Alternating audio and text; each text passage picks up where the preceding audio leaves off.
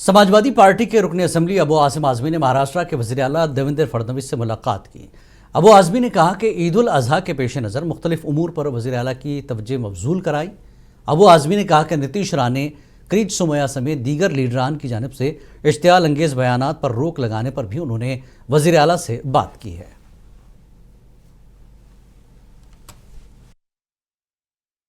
देखो, मीटिंग में सबसे पहले ये बात हुई है कि हमारा स्लाटर हाउस जो है ना बहुत पुराना है, इसको मॉडर्नाइजेशन करने के लिए बहुत दिन पेंडिंग है। 1 महीने में मॉडर्नाइजेशन का प्लान पूरा हो जाएगा और नया स्लाटर हाउस बनेगा। एक बात हुई कि अब की जो कुर्बानी बकरीद हो रही है उसमें सब सिचुएशन सही होना चाहिए, सब कोई तकलीफ नहीं होना चाहिए। तो मुख्यमंत्री जी ने अच्छी तरह बात सुना।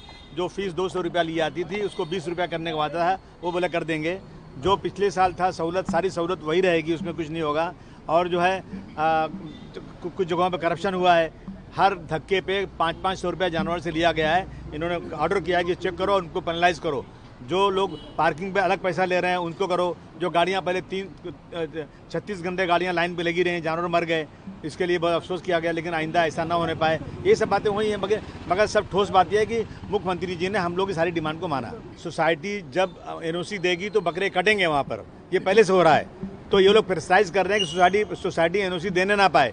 ये क्रीच सोमैया है, कुछ और लोग हैं, नीतीश राणे हैं, इनके पास कोई काम नहीं है सिवाय इसके। बेचारे जो है ना सिर्फ 24 घंटे इसी काम में लगे रहते हैं कि हिंदू मुस्लिम करते रहो। हमने समझाया कुछ लोग माहौल ख़राब कर रहे हैं, ज़रा उनको रोकिए आप। और जिस तरह से पहले आपने कुर्बानी करवाई है उससे होना चाहिए। सोसाइटीज़ के अंदर अगर एनओसी है तो म्यूनसिपलिटी को उनको परमिशन देना ही चाहिए। ये सारी बात हुई है। सेम साहब क्या बोले? माने बिल्कुल उन्होंने माना।